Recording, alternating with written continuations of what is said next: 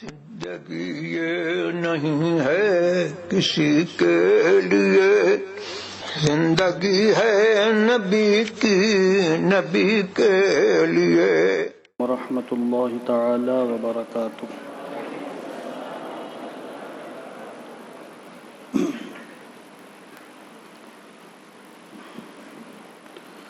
نحمده ونصلي ونسلم على رسوله الكريم،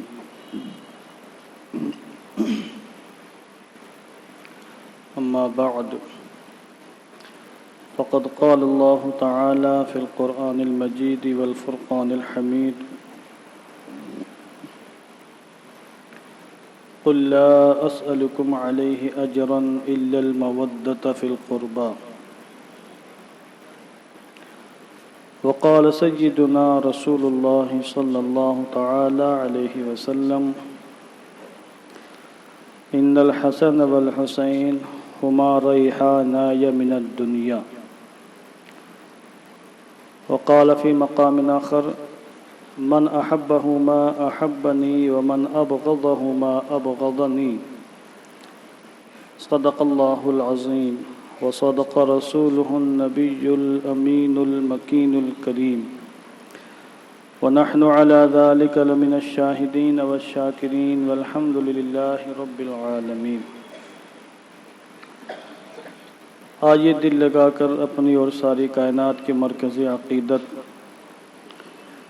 ہم سب کے آقا حضور رحمت عالم جان عالم فخر بنی آدم سید الانبیاء والمرسلین، ارواحنا فداہ جناب محمد الرسول اللہ صلی اللہ تعالی علیہ وسلم کے مقدس بارگاہ میں درود و سلام کا ہدیہ پیش فرما لیں۔ اللہم صلی علی سیدنا مولانا محمد وبارک وسلم، صلاۃ و سلاما علیک یا رسول اللہ صلی اللہ تعالی علیہ وسلم۔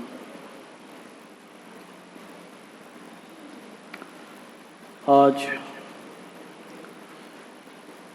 ذکر سیدنا سرکار امامی عالی مقام اور دیگر اہل بیت اطہار کی نویں محفل ہے۔ اللہ رب العزت کی توفیق اور اس کے فضل و کرم سے ہم اس کی بارگاہ میں اس کے حبیب حضور رحمت عالم جان عالم صلی اللہ تعالی علیہ وسلم کی اہل بیت کرام کا ذکر جمیل سماعت کرنے کی غرض سے حاضر ہوئے ہیں۔ اللہ رب العزت ہم سب کی حاضری قبول فرمائے۔ جیسے جیسے عاشورہ کی تاریخ قریب آ رہی ہے، شب عاشورہ کل ہے، اور ویسے ویسے دل کی دھڑکنیں تیز ہوتی چلی جا رہی ہیں، اور یہ میرے لیے بڑی مشکل گھڑی ہوتی ہے، بلکہ ہر خطیب کے لیے ایک مشکل مرحلہ ہوتا ہے کہ وہ واقعات کربلا کو عوام کے سامنے بیان کرے۔ ہمت جٹا رہا ہوں اور تاکہ کل واقعات کربلا کو آپ کے سامنے بیان کر سکوں۔ سال ہا سال سے واقعات کربلا بیان کیے جا رہے ہیں۔ کسی کو رلانا مقصود نہیں ہوتا ہے، بلکہ رونا منع ہے۔ نوحہ، سینہ کوبی، یہ ساری چیزیں شرعاً ممنوع ہیں، بس فقط واقعات اس لیے بیان کیے جاتے ہیں تاکہ ہمارے دلوں میں جو عشق مصطفیٰ اور عشق اہل بیت کا جو چراغ روشن ہے اس کی لو تیز ہو سکے، اور ہمارا جو ان سے ایمانی اور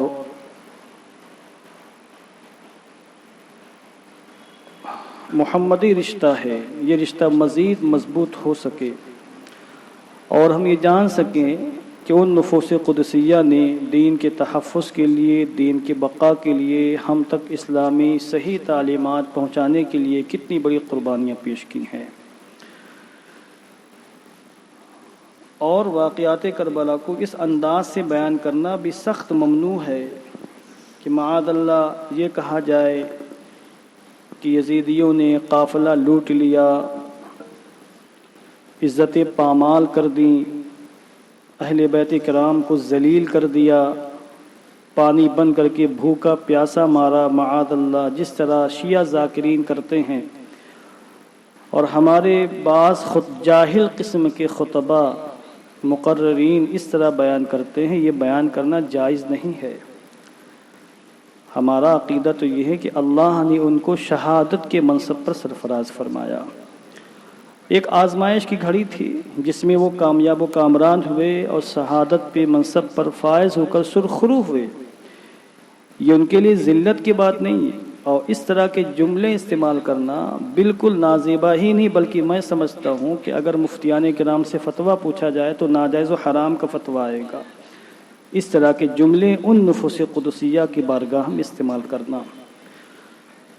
بہرحال میں ہمت و جرات کر کے آج حضرات حسنین کریمین رضی اللہ تبارک و تعالی عنہما کے بعض فضائل بیان کروں گا، اور پھر میں انشاءاللہ اس تاریخ کو بھی ذکر کروں گا جس کو سماعت کرنے کے لیے آپ حضرات یہاں پر بار بار تشریف لا رہے ہیں، اور یہ آپ کے عاشق رسول اور عاشق اہل بیت کرام ہونے کی کھلی نشانی اور کھلی دلیل ہے کہ ہر سال آپ سماعت فرماتے ہیں، مگر آپ کا دل بھرتا نہیں ہے، آپ مسلسل ہر سال بار بار ان تمام چیزوں کو سننا چاہتے ہیں۔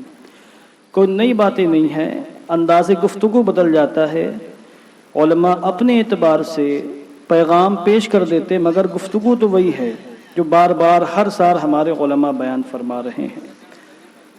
درود پاک پڑھیں، اللہم صلی علی سیدنا مولانا محمد وبارک وسلم، صلاۃ و سلاما علیک یا رسول اللہ صلی اللہ علیہ وسلم۔ اور جس طرح آج کے حالات ہیں، فتنوں کا زمانہ ہے، یزیدیت کا دور ہے، ایمان دلوں سے تیزی کے ساتھ نکل رہا ہے، لوگ کفر و ارتداد کا شکار ہو رہے ہیں، فسق و فجور کا شکار ہو رہے ہیں، بے راہ روی کا شکار ہو رہے ہیں، اللہ و رسول کے محبت دلوں سے نکل رہی ہے۔ ایسے حالات میں آپ کی ہم سب کی ذمہ داری ہے کہ اپنے بچوں کو اس طرح کی محفلوں میں ضرور لائیں، قصداً سنوائیں ان کو۔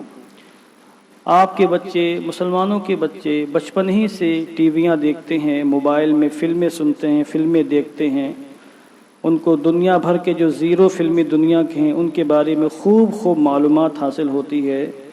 اسکول میں بھی کوئی ان کی تربیت نہیں ہوتی، صرف پڑھائی ہوتی ہے، پڑھائی پر ہی فوکس کیا جاتا ہے۔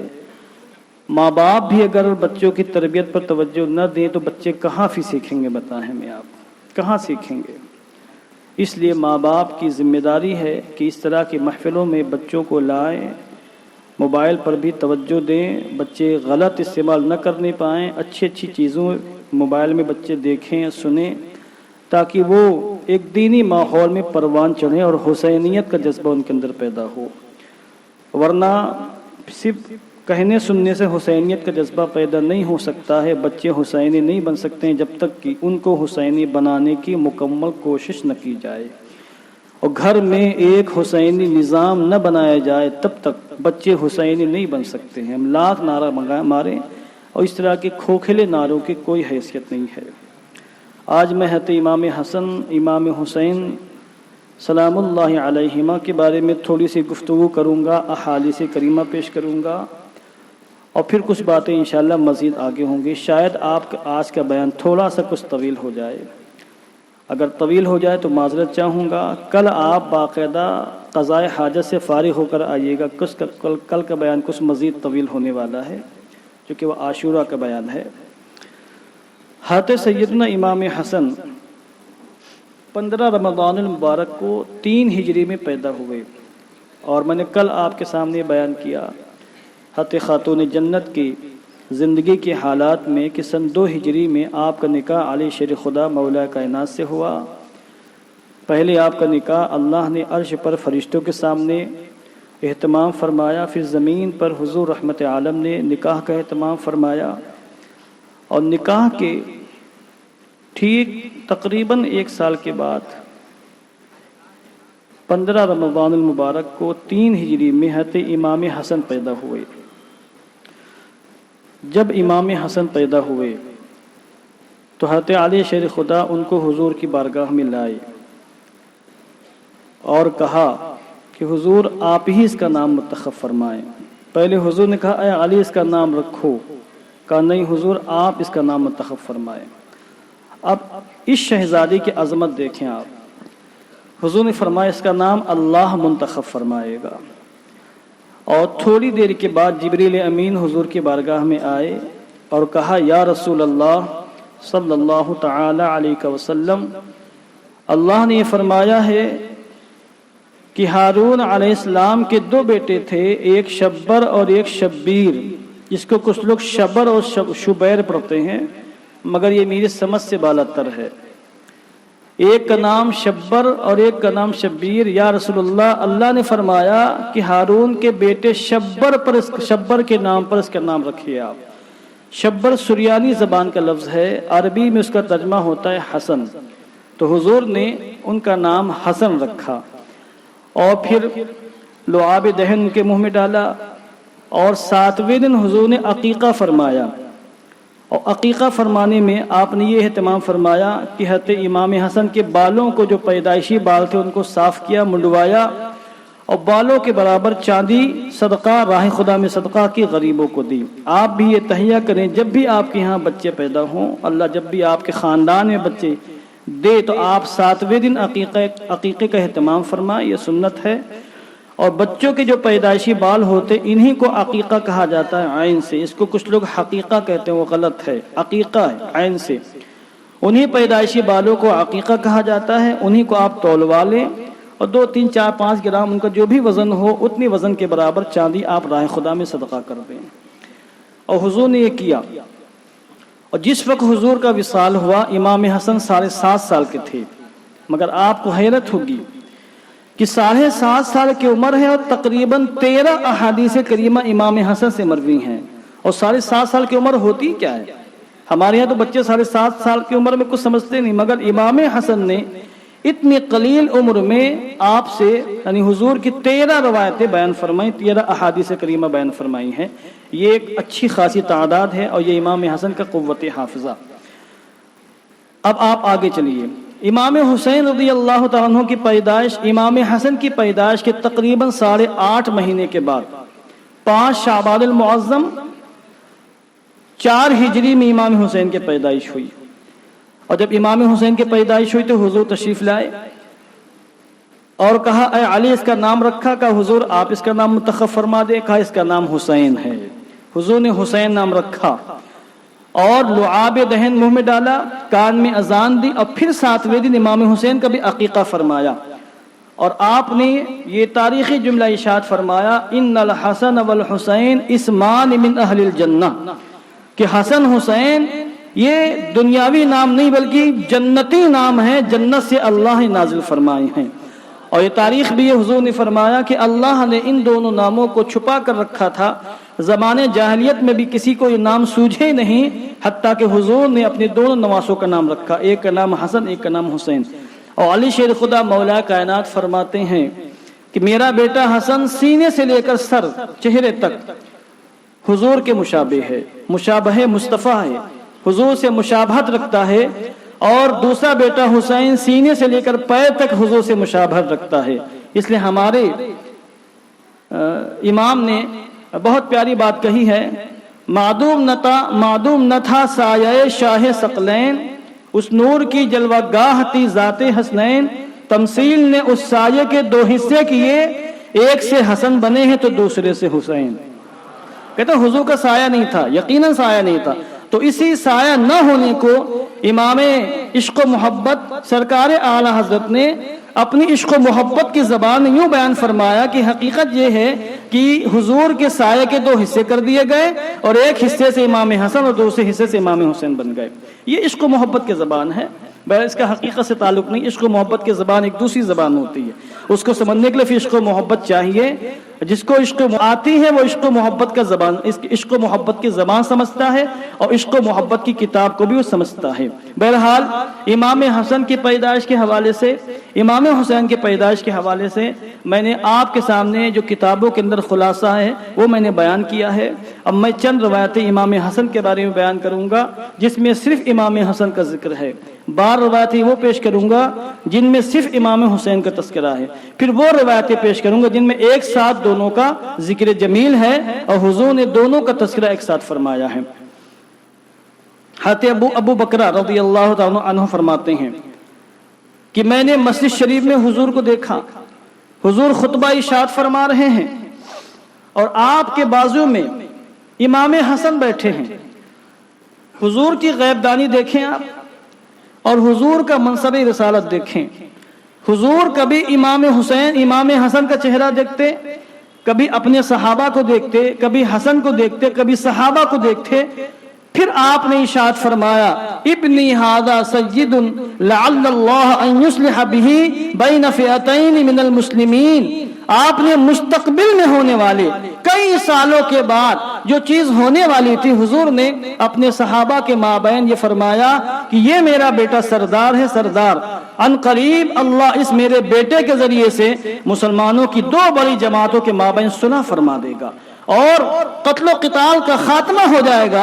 اور بعد میں دنیا نے دیکھا کہ جب حضرت علی مولا کائنات شیر خدا رضی اللہ تعالیٰ عنہ شہید ہو گئے اور ان کے مقام پر مسلمانوں نے امام حسن کو خلیفۃ المسلمین بنایا اور آپ کوفہ کی سرزمین پر مسلمانوں کے 5ویں خلیفہ راشد بنے، اور پھر حالات ایسے خراب ہو گئے، میں ان حالات میں جانا نہیں چاہتا کیونکہ اس زمانے میں جو مشاجرات ہوئے، صحابہ کے مابین جنگیں ہوئی، ہم مسلمانوں کو منع ہے ان میں پڑھنا، تو میں وہ ساری باتیں آپ کے سامنے نہیں رکھنا چاہتا ہوں کہ وہ جنگیں کیوں ہوئیں، کیسے ہوئیں، کن حالات میں ہوئیں، چونکہ بیان کرنا ممنوع ہے، سلامتی اس لیے میں ہے، بس اتنا سمجھ لے کہ حالات ایسے خراب ہو گئے چونکہ حضرت امیر معاویہ رضی اللہ تعالیٰ عنہ جو حضور کے صحابی ہیں اور ملک شام کے گورنر تھے، ملک شام کے بعد میں بادشاہ بھی بنے اور ایک زمانے سے وہاں ان کی حکومت تھی، حضرت علی مولا کائنات کے مقابلے میں وہ آ گئے، ان سے اجتہادی غلطی ہو گئی تھی اور علی مولا کائنات سے باقاعدہ جنگ ہوئی جس میں ہزاروں مسلمان شہید ہو گئے تھے، جس میں صحابہ بھی تھے، تابعین بھی تھے اور عظیم الشان ہستیاں تھیں جو اس جنگ میں شہید ہوئی تھیں۔ جب امام حسن کو خلیفہ بنا دیا گیا تو حضرت علی کے شہزادے امام حسن اور حضرت امیر معاویہ میں بھی جنگ جیسے حالات پیدا ہو گئے۔ حضرت امیر معاویہ باقاعدہ فوج لے کر امام حسن کے مقابلے میں آتے ہیں۔ امام حسن رضی اللہ تعالیٰ عنہ نے دیکھا کہ حالات خراب ہیں، حالانکہ امام حسن کے ہاتھوں پر تقریباً 40,000 عربوں نے بیعت کی تھی اس نام پر، کیا امام حسن ہم آپ کے نام پر اپنا سر قلم کروا دیں گے، آپ کے نام پر اپنی عزت و آبرو کو قربان کر دیں گے، مگر امام حسن نے دیکھا کہ گزشتہ جنگوں میں، جنگ صفین اور جنگ جمل میں کافی مسلمانوں کو نقصان ہو چکا ہے، مزید اگر جنگیں ہوں گی تو اسلام کا شیرازہ منتشر ہو جائے گا، اسلام کمزور ہو جائے گا اور اسلام کی جو ترقی ہو رہی ہے اور اسلام تیزی کے ساتھ دنیا میں جو پھیل رہا ہے اس کی ترقی رک جائے گی۔ امام حسن کی دور بھی نظریں دیکھ رہی تھیں تو انہوں نے حضرت امیر معاویہ سے صلح کا پیغام بھیجا اور کہا ہم بیٹھ کے صلح کر لیتے ہیں تاکہ ہماری جنگیں ختم ہو جائیں اور ہم تمہارے حق میں دستبردار ہو جاتے ہیں، اپنی خلافت سے استعفیٰ دے کر تمہارے ہاتھوں میں بیعت کر کے ہم تم کو مسلمانوں کا خلیفہ بنا دیتے ہیں۔ یہ امام حسن نے حضرت امیر معاویہ کو پیغام بھجوایا اور ان کو اپنے پاس بلایا۔ امام حسین رضی اللہ تعالیٰ عنہ کی بات معلوم ہوئی تو آپ امام حسن کے پاس آئے اور کہا بھائی جان آپ باپ جان کو مت جھٹلائیے، کہیں ایسا نہ ہو کہ آپ کی اس عمل کے ذریعے سے، اس فیصلے کے ذریعے سے ابو جان مولا علی کو قبر انور کے اندر کہیں تکلیف نہ ہو۔ امام حسن نے کہا اے حسین تم چھوٹے ہو، میں بڑے ہوں، میں بڑا ہوں، میں اس سارے معاملات کو تم سے زیادہ بہتر سمجھتا ہوں اور مجھے پتا ہے کہ مجھے کیا کرنا ہے، مجھے کیا نہیں کرنا ہے۔ امام حسن نے امام حسین کو بالکل مطمئن فرما دیا اور پھر آپ نے علی مولا حضرت امیر معاویہ کو بلوا کر ان کے ہاتھوں میں بیعت کر لی، اور وہ جنگ جو ایک زمانے سے مسلمانوں کے مابین جاری تھی، اس جنگ کا مکمل طریقے سے خاتمہ ہو گیا۔ پورے عالم اسلام کے حضرت امیر معاویہ خلیفۃ المسلمین بن گئے، اسلام کے پہلے بادشاہ بنے، اور پھر اسلام کی جو ترقی رک چکی تھی پھر اسلام کی ترقی ہونے لگی۔ اور اس طریقے سے حضور نے جو فرمایا تھا میرا یہ بیٹا سردار ہے، ان قریب اس کے ذریعے سے اللہ رب العزت مسلمانوں کے دو گروہوں کے مابین صلح فرما دے گا۔ یہ جو پیش گوئی تھی حضور کی، یہ حرف بحرف کئی سالوں کے بعد بالکل مکمل طریقے سے صادق آ گئی۔ یہ امام حسن کا عظیم الشان کارنامہ ہے، اور آپ نے اپنی خلافت سے دستبردار ہو کر یہ سمجھ لیجئے کہ ہزاروں مسلمانوں کو شہید ہونے سے، مرنے سے بچایا ہے۔ یہ حضرت علی مولا کائنات کے شہزادے کی عظیم ترین قربانی ہے۔ اور اس حدیث پاک سے بھی معلوم ہوتا ہے کہ وہ لوگ جو مولا علی کے مقابلے میں آنے کی وجہ سے حضرت امیر معاویہ کو کافر و مرتد کہتے ہیں، ان کا رد بھی ہو گیا، کیونکہ حضور نے فرمایا میرا بیٹا سردار ہے، یہ مسلمانوں کے گروہوں کے مابین جو اختلاف ہے اس اختلاف کو ختم کر دے گا، صلح کر لے گا۔ تو اس کا مطلب کہ حضرت امیر معاویہ سے اگر سے چوک ہو گئی تھی، حضرت علی مولا کائنات کے مقابلے میں آ کے، امام برحق کے مقابلے میں آ کے اسے چوک ہو گئی تھی، اجتہادی غلطی تھی، مگر وہ صحابی ہیں، ان کی عظمت مسلم ہے، ان کی شان میں ایک جملہ بولنا بھی ناجائز ہے، اور حضور نے خود ان کو اسلام کی، مسلمانوں کی سرٹیفکیٹ دی، سند دی حضور نے، اور فرمایا میرا بیٹا دو مسلمانوں کے گروہوں کے درمیان صلح فرمائے گا۔ تو اگر مسلمان نہ ہوتے حضور ان کو مسلمان نہیں کہتے۔ آپ غور فرمائیں، اور آپ ایک بات یہ بھی دیکھیں کہ حضور نے صلح کی بات کی، اور صلح کی بات کرنے سے پہلے اپنے بیٹے کے سردار ہونے کا اعلان فرمایا، میرا بیٹا سردار ہے۔ اس کا مطلب یہ ہوا کہ حضرت امام حسن نے حضرت سیدنا امیر معاویہ کے ہاتھ میں ہاتھ دے کر ان کی بادشاہت کا جو اعلان فرمایا، اور آپ کے اعلان فرمانے سے وہ پورے عالم اسلام کے بادشاہ بن گئے، اس بادشاہت سے عظیم وہ سیادت ہے جو حضور نے بہت پہلے اپنے بیٹے، اپنے نواسے امام حسن کو عطا فرمائی تھی، اور جس سیادت کے بارے میں حضور نے اعلان فرمایا تھا کہ میرا یہ بیٹا سردار ہے، میرا یہ بیٹا سردار ہے، یہ سیادت اس بادشاہ سے زیادہ عظیم ہے۔ اب آپ اس کے بعد آگے دیکھیں، یہی امام حسن ہے، حضرت عبداللہ بن زبیر فرماتے ہیں میں نے حسن کو دیکھا کہ حضور نماز پڑھ رہے ہیں، یہ آ کر حضور کی پشت انور پر جلوہ بار ہو گئے، چڑھ گئے، اور جب حضور کی پشت پر امام حسن آئے تو حضور نے سجدہ لمبا کر دیا، حضور نے سجدے سے سر نہیں اٹھایا۔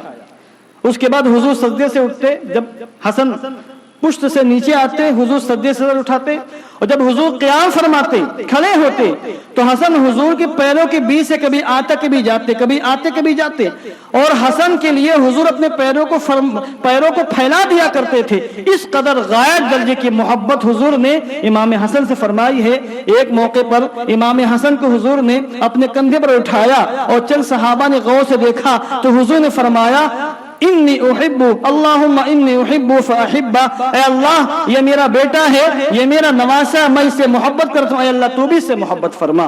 حضرت عبداللہ بن عباس فرماتے ہیں کہ میں نے دیکھا حضور کی کندھوں پر امام حسن سوار ہیں، تو کسی کہنے والے نے کہا نعم المرکب رکبت یا غلام، اے شہزادے کتنی اچھی سواری پر تو سوار ہوا ہے۔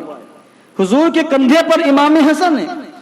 کہنے والے نے کہا کہ اے شہزادے کتنی اچھی کتنی عظیم سواری پر تو سوار ہوا ہے، تو اس میں صرف حضور ہی کی تعریف تھی، حسن کی تعریف نہیں تھی۔ تو حضور نے ٹوکا اور فرمایا نعم الراکب ہوا، یعنی اے کہنے والے تو نے یہ تو دیکھ لیا کہ سواری کتنی اچھی ہے، تو نے یہ نہیں دیکھا کہ سوار کتنا اچھا ہے۔ اگر سواری اچھی ہے تو سوار بھی تو اچھا ہے، اگر سواری بے نظیر ہے تو سوار ہونے والا بھی بے نظیر ہے۔ یہ حضور نے تعریف و توصیف فرمائی۔ لوگ کہتے ہیں کہ امیر معاویہ اور امام حسن میں بغض تھا، معاذ اللہ، امیر معاویہ امام حسن سے جلتے تھے، معاذ اللہ۔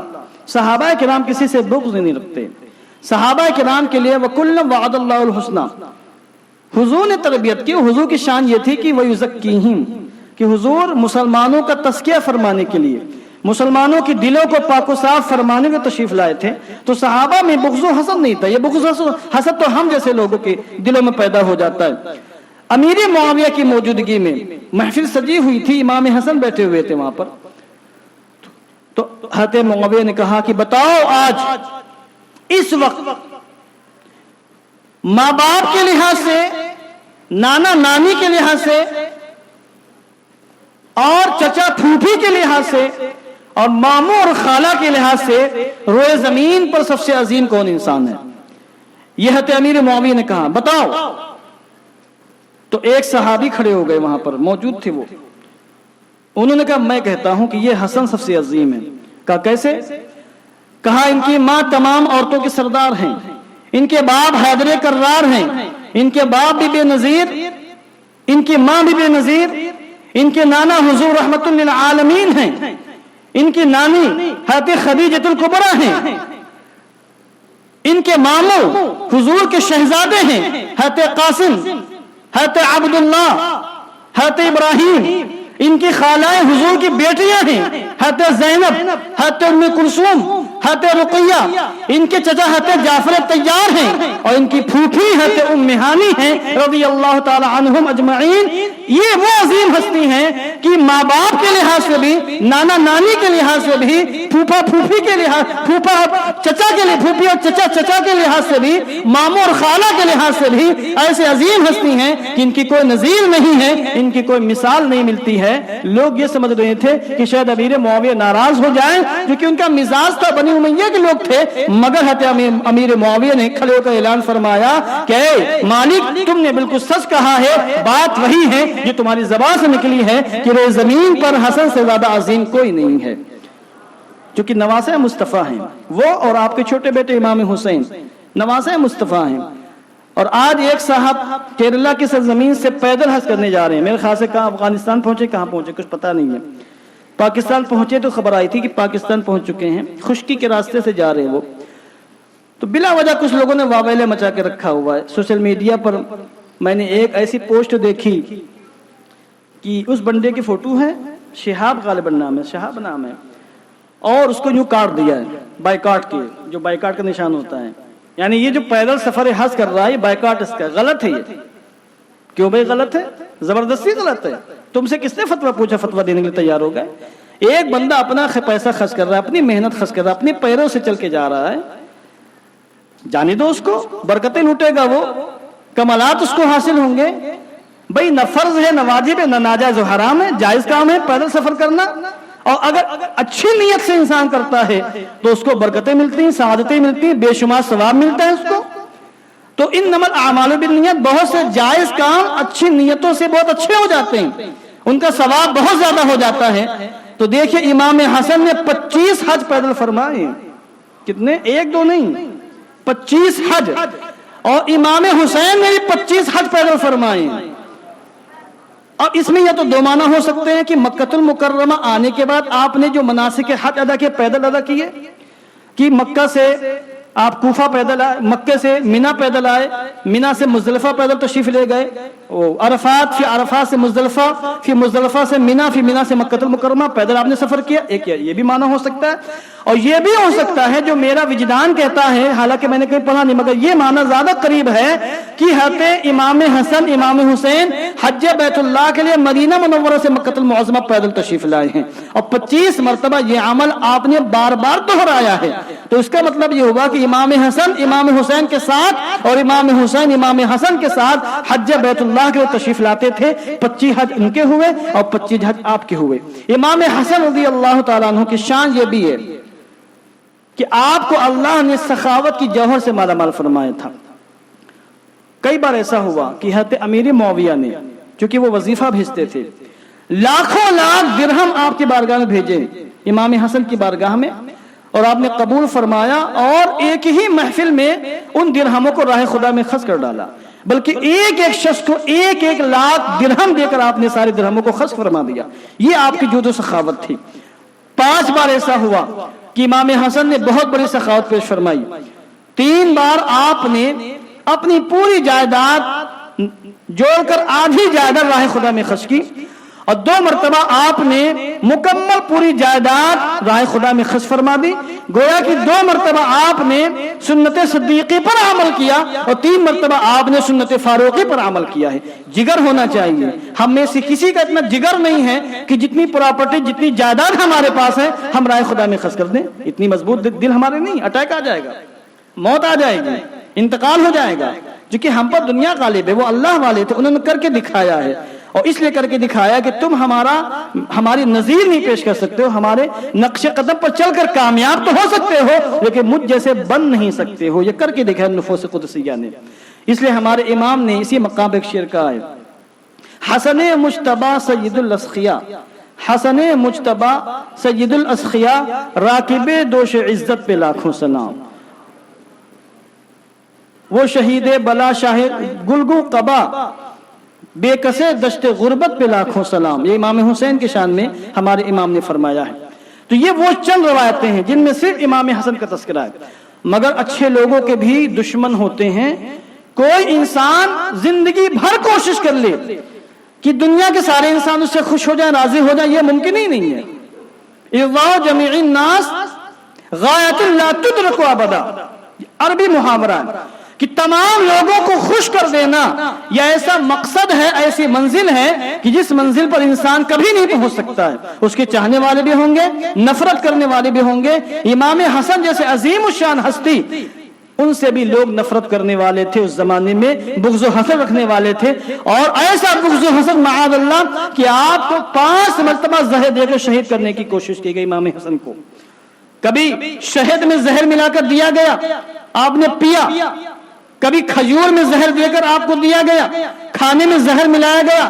5 مرتبہ آپ کو زہر اس طرح دیا گیا کہ آپ مرغ بسمل کی طرح تڑپ رہے تھے, مگر حضور کی بارگاہ میں گئے, دعا مانگی, حضور نے کرم فرمایا اور اللہ نے آپ کو شفا عطا فرما دی. زہر آپ کا کچھ بگاڑ نہیں پایا. دشمن ہکا بکا کہ ہم ان کو زہر دے رہے ہیں اور خطرناک ترین زہر, مگر زہر اثر نہیں کر رہا ہے. تو انہوں نے ہیرے کی کنی پیس کر آپ کی سراہی میں ڈلوائی, اور جب آپ نے پانی پیا جس میں ہیرے کے ذرات تھے, کنی تھی, تو جب آپ نے پانی پیا اور پانی حلق کے نیچے اترا تو آپ کو محسوس ہو گیا کہ اس کے اندر ہیرا ملا ہوا ہے اور ہیرے نے آپ کے جسم کو اندر سے بالکل چیر پھاڑ کر رکھ دیا ہے. اللہ اکبر. اسی وقت الٹیاں شروع ہوئیں, دست بھی آنے لگے, اور آپ کے جگر کے چھوٹے چھوٹے ٹکڑے, کلیجیوں کے چھوٹے چھوٹے ٹکڑے الٹیوں میں باہر آنے لگے, اور آپ کی آتڑیاں کٹ کٹ کر دست میں باہر آنے لگیں. آپ سمجھ گئے کہ وقت نزا آ چکا ہے اور میری شہادت کا وقت آ چکا ہے. امام حسین تو شہید ہوئے, یہ بھی سنو کہ امام حسن بھی شہید ہوئے. آپ کو بھی اللہ نے شہادت کے منصب پر فائز فرمایا ہے. امام حسین کو بلایا, فوراً کچھ وصیتیں کی. امام حسین نے کہا, بھائی جان بتائیں کس نے آپ کو زہر دیا ہے؟ آج لوگ زہر دینے والوں کا نام لے لیتے, مگر میں اللہ کے گھر میں بیٹھا ہوں, اتنی ہمت نہیں کر پاؤں گا کہ کسی کا نام لو کس نے زہر دیا. جب امام حسین نے پوچھا, بھائی جان کس نے زہر دیا ہے؟ امام حسن نے کہا, جس کے بارے مجھے شک ہے, اگر اسی نے زہر دیا ہے, یقین نہیں, جس کے بارے مجھے شک ہے اگر اسی نے زہر دیا ہے تو اللہ منتقم حقیقی ہے, وہ زیادہ انتقام لینے والا, میں اس پہ اوپر معاملہ چھوڑتا ہوں.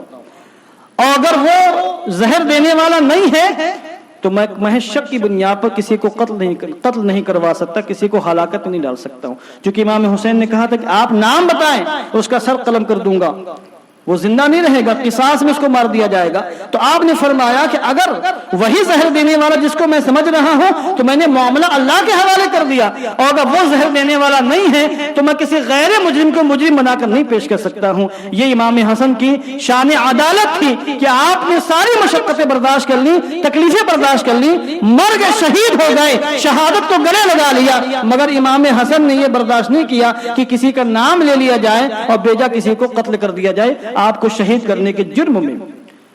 تو جب امام حسن نے خود نہیں بتایا کون قاتل ہے, امام حسین کو نہیں پتا چلا, گھر والوں کو پتا نہیں چلا, اور کسی کو پکڑ کر مارا نہیں گیا، تو آج 1400 سال کے بعد اگر کوئی کسی کا نام لے لے کہ فلاں نے زہر دیا، فلاں نے زہر دیا، اور معاذ اللہ نام لینے والے اتنے بدبخت ہیں کہ حضرت امیر معاویہ تک کا نام لے لیتے ہیں کہ انہوں نے زہر ملوایا تھا، آدمی سیٹ کیے تھے، ان کو پیسہ دیا تھا، آج کے موجودہ زمانے میں ان کو سپاری دی تھی اور انہوں نے زہر ملا کے امام حسن کو شہید کر دیا معاذ اللہ۔ اگر معاملہ ایسا ہوتا تو امام حسن نام تو بتاتے۔ ایک صحابہ رسول پر تہمت لگانا، اور بھی اتنی شنیع تہمت کہ شہزادے رسول کو شہید کرنے کی تہمت، کیا کسی مسلمان کو زیبا دیتا ہے؟ جب امام حسن نے نام نہیں بتایا تو کوئی بھی قیامت تک کسی قاتل کا نام نہیں لے سکتا ہے۔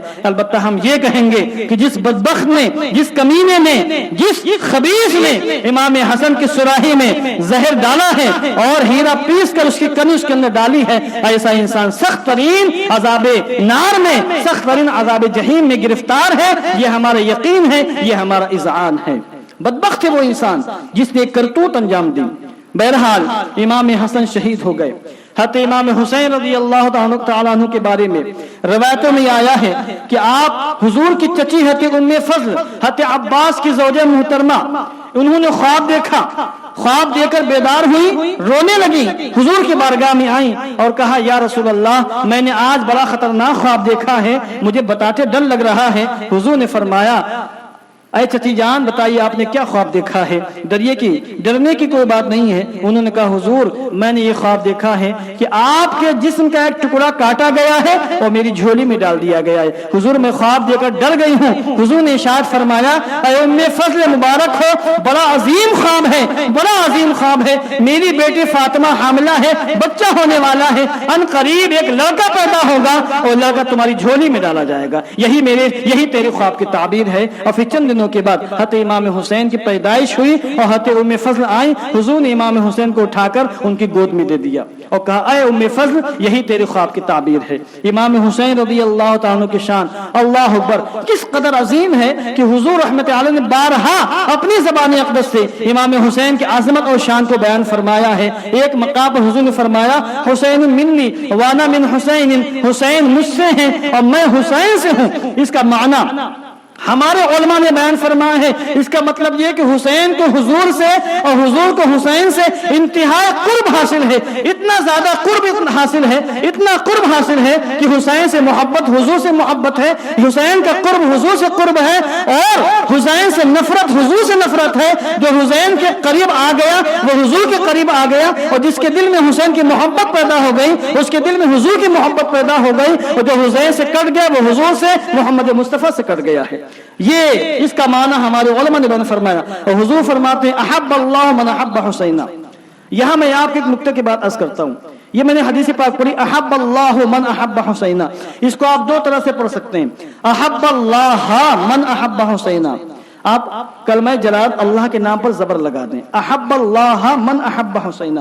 اگر آپ اس کو یوں پڑھیں تو اس کا معنی یہ ہوگا کہ حضور نے فرمایا جس نے حسین سے محبت کی اس نے اللہ سے محبت کی۔ حسین سے محبت اللہ سے محبت کرنا ہے۔ جس نے حسین سے محبت کی جو محب حسین ہے محب خدا ہے۔ اگر آپ اس کو یوں پڑھیں احب اللہ من احب حسینہ، جس کا ترجمہ یہ ہوگا جس نے حسین سے محبت کی وہ محبوب خدا ہے، جس نے حسین سے محبت کی اللہ اس سے محبت کرنے والا ہے۔ تو دونوں جب روایتوں کو آپ ملائیں گے تو یہ نتیجہ سامنے آئے گا کہ حسین سے محبت کرنا خدا سے محبت کرنے کی بہت عظیم نشانی ہے، اور حسین سے محبت کرنا خدا کے محبت کرنے کی نشانی ہے۔ جو حسین کا محب ہے وہ اللہ کے محب بھی، اللہ کے محبوب بندہ بھی ہے۔ یہ حسین کی شان ہے جو حضور نے بیان فرمائی۔ اور اسی طریقے سے حضرت ابو ہریرہ روایت کرتے ہیں کہ میں نے حضور کو دیکھا کہ حضور کی گود میں امام حسین ہیں، اور پھر حضور نے امام حسین کو دیکھ کر فرمایا، پیار کرتے ہوئے فرمایا اللہم انی احب فاحب واحب من یحب، اے اللہ میں اس سے محبت کرتا ہوں۔ اب حضور محبت کرتے ہیں تو بتانے کی حاجت کیا تھی؟ حاجت یہ تھی تاکہ ہم کو پتہ چل جائے کہ حضور کی نظر میں امام حسین کون ہیں، حضور امام حسین سے کتنا پیار کرتے ہیں۔ آپ نے فرمایا اے اللہ میں حسین سے محبت کرتا ہوں، تو بھی اس سے محبت کر، اور جو حسین سے محبت کرے تو اس سے بھی محبت فرما۔ یعنی اے اللہ جو حسین سے محبت کرے تو اس سے محبت فرما، میں حسین سے محبت کرتا ہوں تو حسین سے محبت کر، جو حسین سے محبت کرے تو اس سے بھی محبت فرما۔ گویا کہ حضور خود تو محبت کرتے ہیں اور امت کو یہ بتایا اس لیے ہے تاکہ امت جان جائے کہ محمد مصطفیٰ کی محبت اس وقت تک حاصل نہیں ہو سکتی ہے جب تک کہ حسین کی محبت حاصل نہ ہو جائے۔ اور حضور نے حسین سے غایت محبت کا اظہار اس طور پر فرمایا کہ اللہ میں چاہتا ہوں کہ جو حسین سے محبت کرنے والا ہو تو بھی اس سے محبت فرما، اور جس سے اللہ محبت فرماتا ہے اس سے فرشتے بھی محبت فرماتے ہیں، بلکہ زمین و آسمان کے سارے مخلوق اس شر سے، اس انسان سے محبت کرتی ہے جس انسان سے اللہ محبت فرماتا ہے۔ اس پر بخاری کے اندر روایت موجود ہیں اور مسلم شریف کے اندر بھی اس پر روایتیں موجود ہیں، دونوں قسم کی روایتیں موجود ہیں۔ یہ امام حسین کی شان ہے اور یہ امام حسین کی عظمت ہے۔ اور ایک مقام پر حضور نے دونوں کا نام لیا ہے، یہاں تو اللہم انی احب فاحب واحب من یحب، اور دوسرے مقام پر ایک گود میں امام حسن اور دوسرے گود میں امام حسین، اور حضور نے فرمایا اللہم انی احبہما فاحبہما واحب من یحبہما، اے اللہ میں ان دونوں سے محبت کرتا ہوں تو ان دونوں سے محبت کر، اور جو ان دونوں سے محبت کرے اے اللہ میں دعا کرتا ہوں کہ تو بھی ان دونوں سے محبت فرما، تو بھی ان سے محبت فرما جو ان دونوں سے محبت کرے۔ یہ امام حسین کی شان۔ اور ایک مقام پر آپ نے فرمایا، مشہور روایت ہے، صرف روایتوں کو میں جمع کر رہا ہوں تاکہ آپ کے سامنے وہ ساری روایتیں آ سکیں، ان روایتوں کا معتبر حصہ آ سکے جن روایتوں میں حضور نے اپنی زبان اقدس اپنے ان دونوں نواسوں کا ذکر کیا ہے، ان کی عظمتیں بیان فرمائی۔ آپ نے فرمایا الحسن والحسین سیدہ شباب اہل الجنہ، حسن حسین نوجوانان جنت کے سردار ہیں، جنت کے جتنے بھی نوجوان ہوں گے سب کے سردار امام حسن امام حسین ہیں۔ یہ حضور نے دنیا ہی میں ارشاد فرما دیا۔ اب ظاہر جنت میں کوئی بوڑھا تو ہوگا نہیں، 33 سال کی عمر تک جا کے رک جائیں گے اور اسی عمر میں رہیں گے ہمیشہ ہمیش، وہاں کوئی بوڑھا نہیں ہوگا۔ اب آپ ایک روایت سنیں ابن ماجہ شریف کی، پھر آپ کو تھوڑا سا تعجب ہوگا، میں انشاءاللہ تعجب آپ کا دور کر دوں گا۔ یہ تو امام حسن و حسین کے بارے میں فرمایا کہ جنتی جوانوں کے سردار ہیں حسن و حسین، اور اپنے دونوں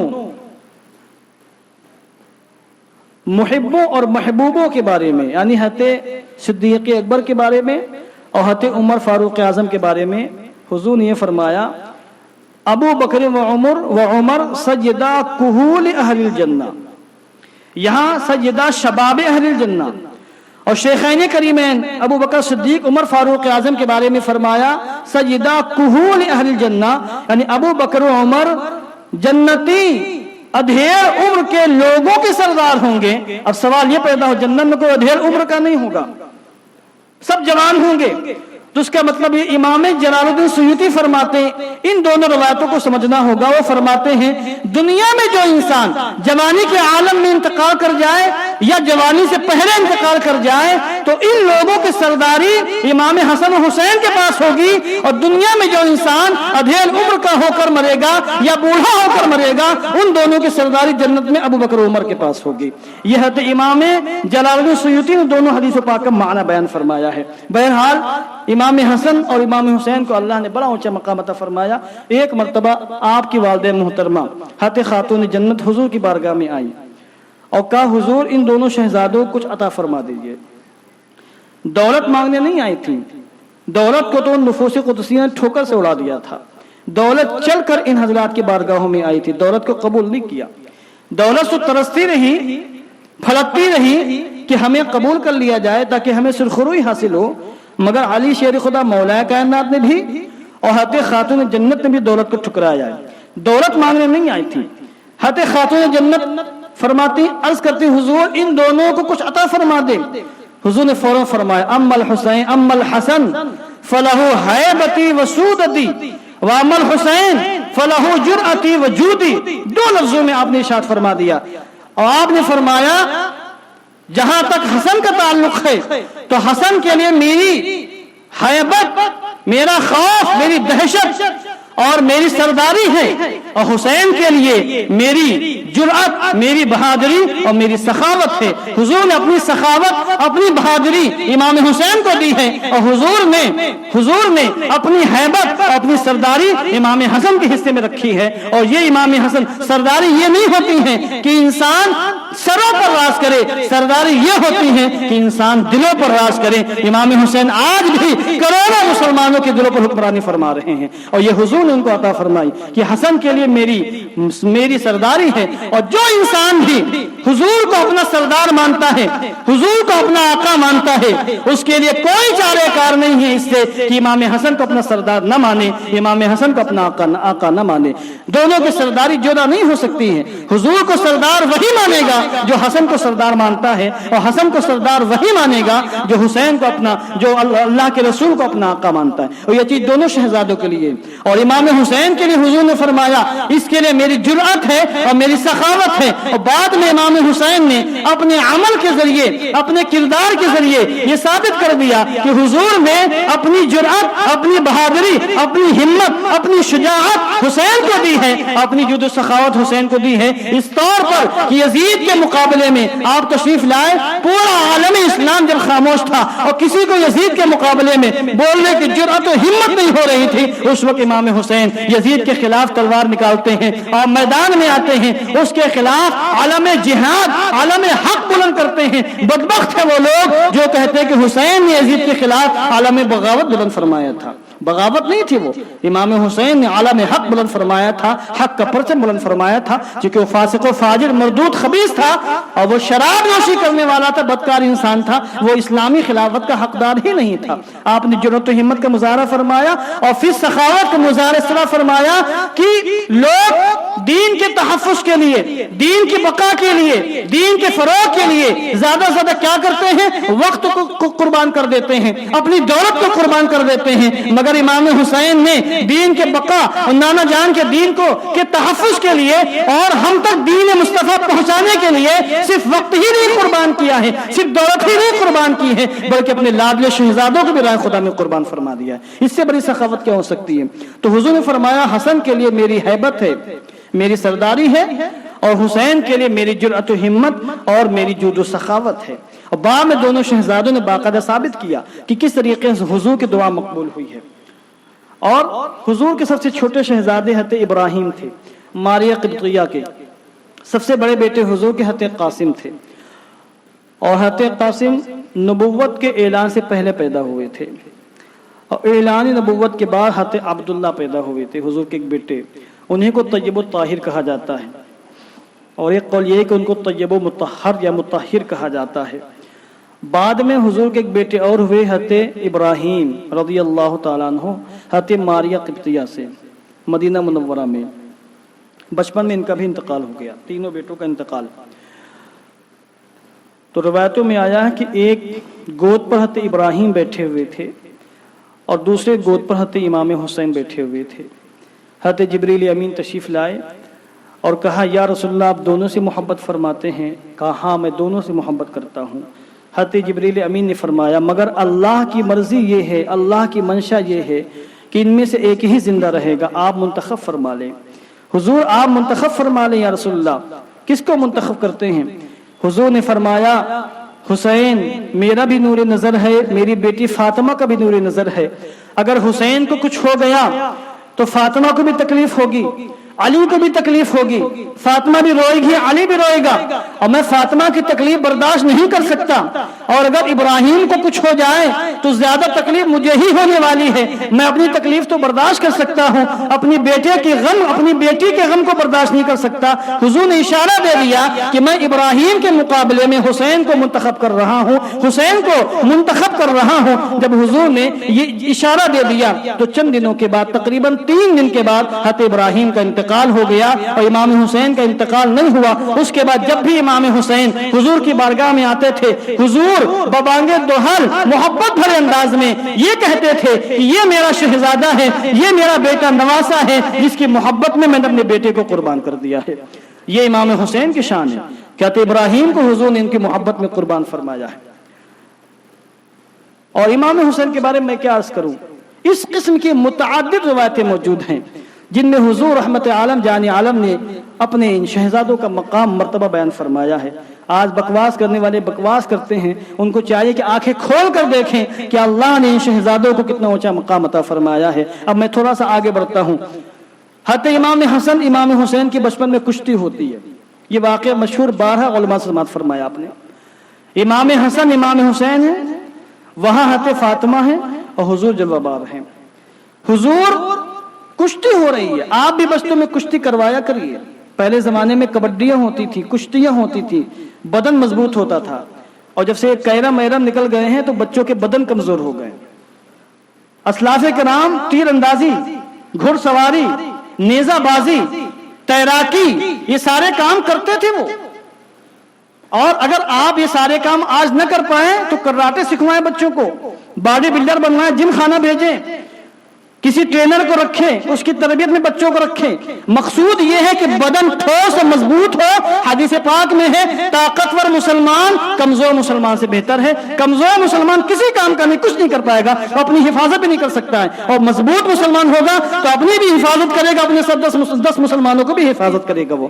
اس لیے حضور کشتی کروا رہے تھے. امام حسن حسین بچپن میں کشتی ہو رہی ہے اور حضور نے امام حسن سے فرمایا اے حسن حسین کو پکڑ لے. حضرت فاطمہ نے فرمایا یا رسول اللہ حسن بڑے ہیں، حسین چھوٹے ہیں، آپ کو یہ کہنا چاہیے اے حسین حسن کو پکڑ لے. آپ تو بڑے سے کہہ رہے ہیں کہ اے بڑے چھوٹے کو پکڑ لے، یہ کیسی بات ہے؟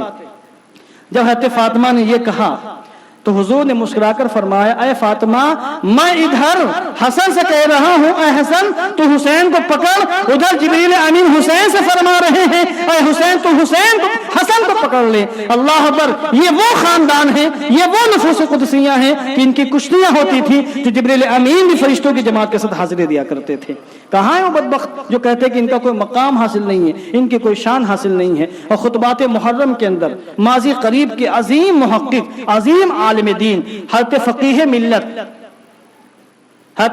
ملت نے باقاعدہ ایک واقعہ لکھا ہے اور وہاں نزلۃ المجالس کا حوالہ موجود ہے. اس کے اندر یہ موجود ہے کہ ایک مرتبہ امام حسن حسین نے ایک تختی لکھی، تحریر لکھی، رائٹنگ، اور تختیاں لکھ کر دونوں حضرات، دونوں پاک باز ہستیاں، ہمارے دونوں آقا اپنی ماں حضرت فاطمہ کے پاس آتے ہیں اور کہتے ہیں امی جان آپ بتائیں میری تختی زیادہ اچھی ہے یا اس کی تختی زیادہ اچھی ہے؟ اور بچوں میں آپس سے تھوڑی سی چپکلش ہوتی ہی ہے. دونوں حضرات اپنی اپنی تختیاں لے کر وہاں پہنچے. حضرت فاطمہ نے فرمایا بچوں یہ فیصلہ کرنا میرے لیے مشکل ہے کہ میں کس کی تختی کو اچھی کہوں، اور ضد یہ تھی کہ کسی ایک ہی کی تختی اچھی ہوگی، آپ اس کے بارے میں بتا دیں کس کی تختی اچھی ہے. آپ نے فرمایا اپنے باپ علی کے پاس چلے جاؤ، وہ بتائیں گے. حضرت علی شیر خدا جنہوں نے بڑے بڑے مسائل حل کیے ہیں، پیچیدہ سے پیچیدہ مسئلہ بھی چٹکیوں میں حل کیا ہے، مگر جب آپ کے دونوں ننھے بچے آپ کی بارگاہ میں آئے اور کہا ابو جان بتائیں کہ ہماری تختی اچھی ہے یا ان کی تختی اچھی ہے، دونوں پذیر ہیں کہ آپ منتخب فرما دیں کس کی تحریر زیادہ اچھی ہے، کس کی رائٹنگ زیادہ اچھی ہے. علی شیر خدا مولا کائنات نے کافی دیر غور کیا، اس کے بعد کہا بچوں یہ فیصلہ کرنا بہت مشکل کام ہے، تم جاؤ حضور کے بارگاہ میں. نانا جان کے بعد، نانا جان تو بڑے بڑے فیصلے فرما دیا کرتے ہیں، وہ مختار کائنات ہیں، اللہ نے ان کو خاتم النبیین بنا کر بھیجا ہے، جاؤ وہ تمہارا فیصلہ فرما دیں گے. دونوں شہزادے حضور رحمت عالم جان عالم کی بارگاہ میں آتے ہیں. حضور نے فرمایا بچوں یہ فیصلہ کرنا تو بڑا مشکل ہے، جبریل امین تمہارا فیصلہ کریں گے. جبریل امین فوراً آسمان سے تشریف لاتے حضور کی بارگاہ میں اور کہتے ہیں یا رسول اللہ ان دونوں کا فیصلہ اللہ فرمائے گا. میں جنت کا سیب لے کر کے آیا ہوں اور اللہ کا حکم یہ ہے کہ دونوں تختیوں کو زمین پر رکھ دیا جائے اور سیب کو آسمان پر اچھالا جائے. سیب جس تختی پر گرے گا وہ تختی زیادہ اچھی ہوگی، اس کی تحریر زیادہ اچھی ہوگی. اب دونوں بچے ٹکٹکی باندھ کر دیکھتے ہیں، سیب اچھالا جاتا ہے تو روایتوں میں آیا ہے کہ فضا ہی میں سیب کے 2 ٹکڑے ہو جاتے ہیں، آدھا سیب ادھر گرتا ہے آدھا سیب ادھر گرتا ہے. اور اللہ عز و جل نے یہ فیصلہ فرما دیا کہ حسن کی تحریر بھی لاجواب ہے، حسین کی تحریر بھی لاجواب ہے. اور یہ باقاعدہ کتابوں کے اندر موجود ہے. تو یہ امام حسن حسین کے مقام ہے. دل شکنی گوارا نہیں، نہ حضور کو، نہ علی کو، نہ خاتون جنت کو، نہ جبریل امین کو کہ کسی ایک کی دل شکنی ہو جائے. یہاں تو دلجوئی کی جا رہی ہے. امام حسن کی بھی دلجوئی کی گئی اور امام حسین کی بھی دلجوئی کی گئی. اس قسم کی متعدد روایتیں ہیں، وقت زیادہ ہو رہا ہے، بس میں آخری بات عرض کر دیتا ہوں کہ حضرت امام حسین ایسا نہیں ہے کہ آپ کی شہادت اچانک ہو گئی ہو. امام حسین کی شہادت کے بارے میں بچپن ہی میں باقاعدہ حضور نے باخبر فرما دیا تھا اور حضور کو جبریل امین نے باخبر فرمایا تھا اور بچپن ہی میں امام حسین کی شہادت کے چرچے ہو چکے تھے اور خود امام حسین کو پتا تھا کہ میری شہادت ہونی ہے.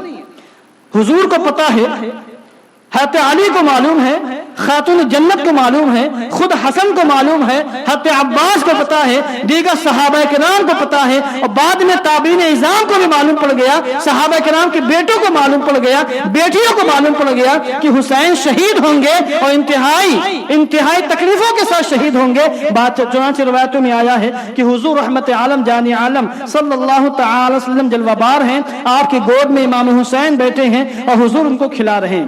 حضرت ام فضل حضور کی چچی آئیں اور دیکھا کہ حضور کی آنکھوں سے آنسو جاری ہیں، حضور کھلاتے کھلاتے رونے لگے، آپ کی آنکھوں سے آنسو جاری ہو گئے۔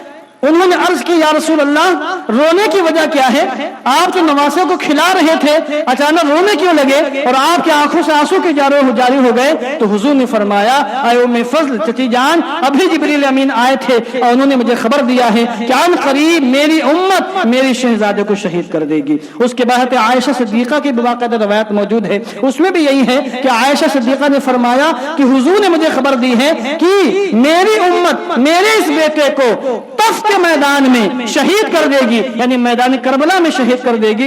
اس قسم کی متعدد روایتیں موجود ہیں، اور ایک روایت میں یہاں تک آیا کہ پانی برسانے والے فرشتے نے اللہ کی بارگاہ میں عرض کیا کہ اللہ میں حضور کی بارگاہ میں جانا چاہتا ہوں، سلام پیش کرنا چاہتا ہوں۔ اللہ نے اجازت دی، وہ فرشتہ حضور کی بارگاہ میں آیا، سلام پیش کیا، دیکھا حضور امام حسین کو کھلا رہے ہیں۔ اس فرشتے نے کہا یا رسول اللہ کیا آپ اپنی اس نواسے سے بہت زیادہ محبت فرماتے ہیں؟ کہا ہاں بلا شبہ میں اس سے بڑی محبت فرماتا ہوں۔ تو اس فرشتے نے کہا مگر یا رسول اللہ اس کی شان یہ ہے کہ شہادت کے منصب پر فائز ہوگا، اور ان قریب آپ کے انتقال وصال کے بعد آپ کی امت میدان کربلا میں اس بچے کو شہید کر ڈالے گی، اگر آپ کہیں تو میں اس مقام کی مٹی لا کر آپ کو پیش کر دوں۔ حضور نے فرمایا ہاں اس مقام کی مٹی لا کر پیش کرو۔ وہ فرشتہ گیا اور پلک جھپکتے ہی میدان کربلا کی مٹی لا کر حضور کی بارگاہ میں پیش کرتا ہے اور کہا یا رسول اللہ یہ وہ اس مقام کی مٹی ہے جہاں پر آپ کے شہزادے کو شہید کر دیا جائے گا۔ حضور نے روتے ہوئے وہ مٹی لے کر اپنی زوجہ محترمہ حضرت ام سلمہ کو دی اور کہا اے ام سلمہ اس مٹی کو محفوظ کر لینا،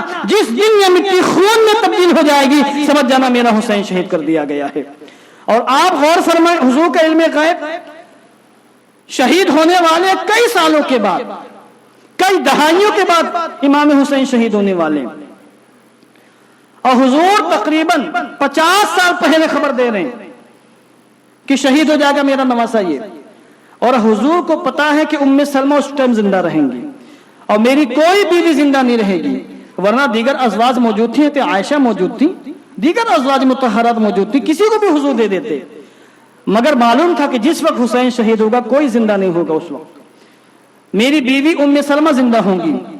اور بعد میں وہی ہوا کہتے ام سلمہ زندہ رہی، اور جب میدان کربلا میں امام حسین شہید ہوئے تو جس لمحے میدان کربلا میں شہید ہوئے اسی لمحے ان کے پاس شیشے میں مٹی موجود تھی اور مٹی سرخ ہو گئی، خون میں تبدیل ہو گئی، اور مٹی کے سرخ ہونے سے انہوں نے جان لیا کہ آج نواسے مصطفیٰ شہید کر دیے گئے ہیں، اور اس کو دیکھ کر ام سلمہ رونے لگی تھی، اور انہوں نے باقاعدہ گھر والوں کو خبر دی کہ حسین میدان کربلا میں شہید کر دیے گئے ہیں۔ بعد میں خبر آئی کہ جس دن ام سلمہ نے خبر دی، جس وقت خبر دی تھی اسی وقت امام حسین شہید کیے گئے تھے۔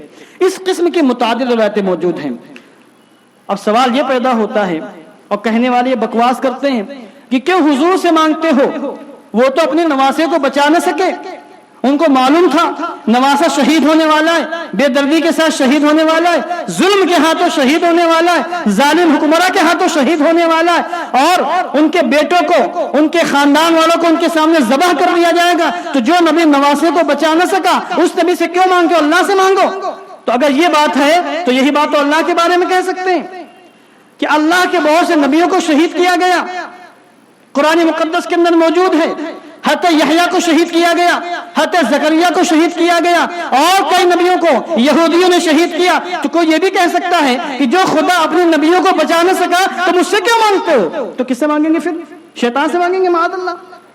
تو یہ اس قسم کی بکواسیں وہ بدبخت کرتے ہیں جن کے پاس گدھے کے برابر بھی عقل نہیں ہے، سوچنے سمجھنے کا شعور نہیں ہے۔ معاملہ یہ ہے کہ حضور جانتے تھے کہ یہ امتحان کی گھڑی ہے، امتحان کا موقع ہے، اور جب بچے امتحان دیتے ہیں تو دنیا کا کوئی ماں باپ یہ نہیں کہتا ہے اے اللہ میرے بچوں کو امتحان سے بچا لے، وہ یہی کہتے ہیں اللہ میرے بچوں کو امتحان میں کامیاب و کامران فرما دے۔ تو حضور کو پتا تھا کہ امتحان کی گھڑی ہے اور حسین کا سر قیامت تک کے لیے بلند ہوگا اور حسین کی عظمتوں کے ڈنکے بچیں گے، اس کے لیے ان کو امتحانات کی گھڑیوں سے گزرنا ہوگا۔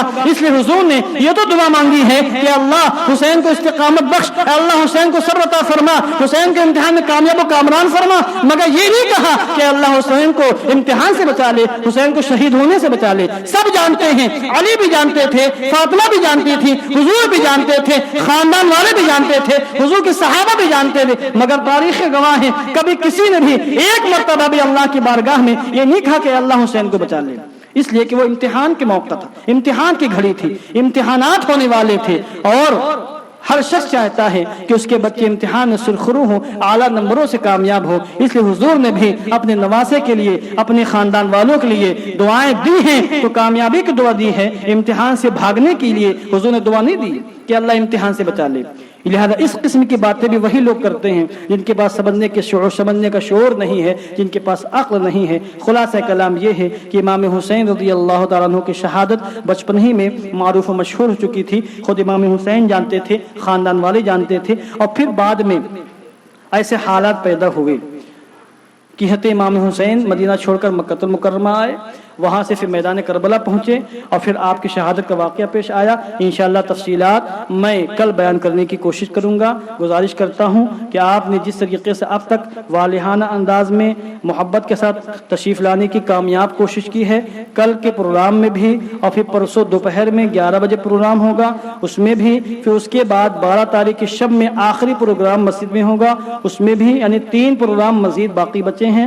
آپ ان 3 پروگراموں میں تشریف لانے کی کوشش کریں تاکہ میدان کربلا اور واقعات کربلا اور شہادت اہل بیت اطہار سے ہم کو جو پیغام ملتا ہے اس پیغام کو ہم سمجھنے کی اور سوچ سمجھنے کی، محفوظ رکھنے کی اور دوسروں تک پہنچانے کی کوشش کریں۔ وآخر دعوانا ان الحمدللہ رب العالمین۔ السلام علیکم ورحمۃ اللہ وبرکاتہ۔